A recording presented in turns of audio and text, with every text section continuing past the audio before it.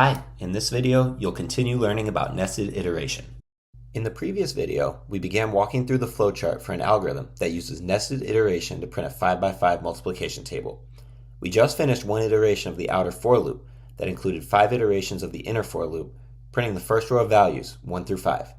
Now, let's flip back to the actual code to continue tracing through the nested iteration in this algorithm, where as a reminder, the line variable is now 2. Back at the outer loop header, the Boolean condition is reevaluated. This is still true, since 2 is less than 6, and the code inside of the outer loop runs, bringing you back to the inner loop. The inner loop redeclares and initializes the number variable as 1, and then checks the Boolean condition, which is true. So the code in the inner loop body executes. This time, line is 2. So the product of 2 and 1, which is 2, is printed to the console. Number is incremented to 2, which passes the Boolean expression, and the product of 2 and 2, 4, is printed to the console.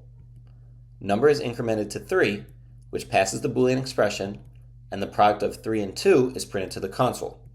Number is incremented to 4, which passes the Boolean expression, and the product of 4 and 2 is printed to the console. Number is incremented to 5, which passes the Boolean expression, and the product of 5 and 2 is printed to the console. Number is incremented to 6. 6 is not less than 6, so the Boolean expression is false this time. You exit the inner for loop and head back to the remaining code in the outer for loop. Note that the inner loop number variable no longer exists since the program has exited the inner loop. A new line is printed, and the outer loop line variable is incremented to 3. The code inside the outer loop executes, and the inner loop prints the multiples of 3 to the console, and then a new line is printed. Line is incremented to 4.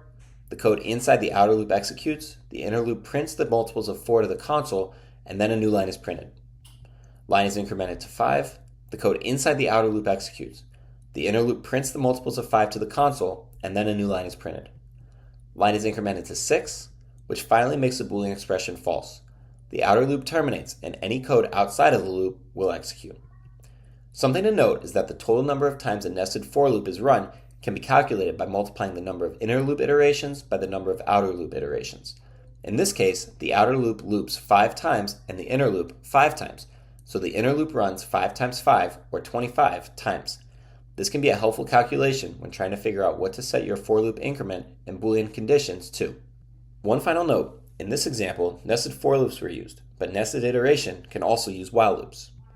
Here's the same example, printing a 5x5 multiplication table using nested while loops instead. And this third example accomplishes the same task with a for loop nested inside of a while loop.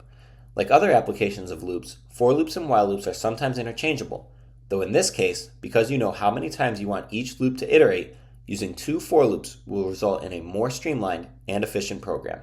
Now that you have learned about nested loops, it's your turn to try them out in your own programs.